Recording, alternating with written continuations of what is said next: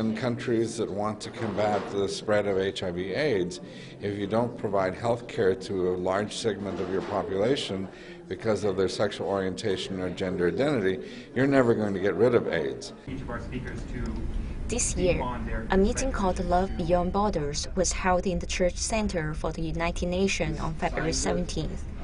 Each speaker presented their speeches on HIV, AIDS, and LGBT human rights, respectively. UNAIDS is the joint United Nations program on HIV and AIDS.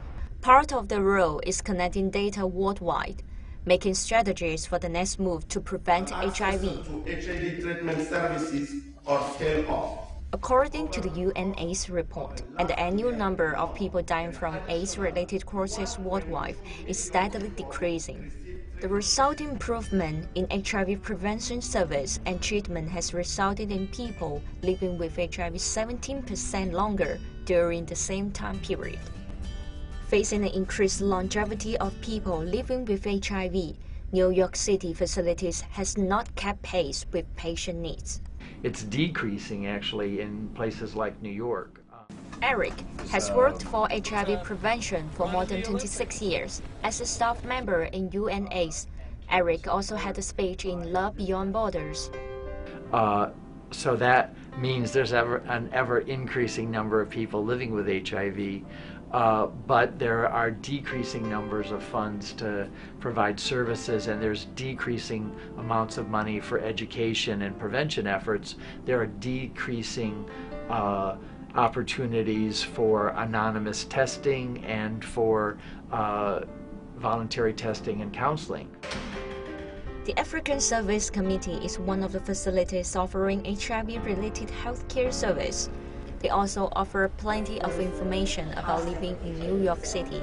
When immigrants come to the U.S., they don't understand the system. Their immigration status can be up in the air at times, and so this is a way for them to come in, and we offer everything from legal services, health services, social services, to help them get back on their feet, to help them work on their immigration status, to help them work on their English even. We have ESL classes, and we offer a safe space here, our upstairs area with a kitchen and television and computers for people to come here and feel safe here, regardless of their HIV status or immigration status, and to feel safe in our space. And organizations like UNAIDS and African Service Committee offer plenty of help for the HIV positive, but they're always facing funding challenges. UNAIDS working with economists that we need more like $26 billion a year, so we still have around a $10 billion gap.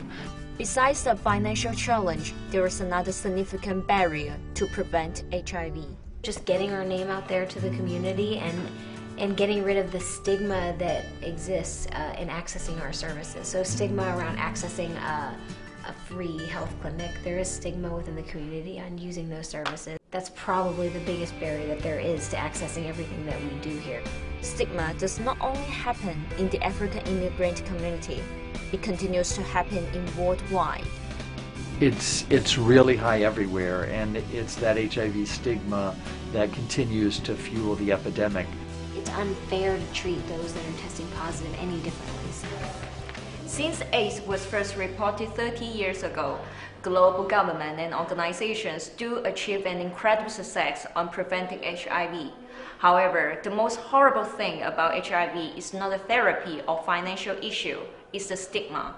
Reducing the stigma is the biggest challenge on preventing HIV all around the world. Shi Minjiang, NYFA News, New York.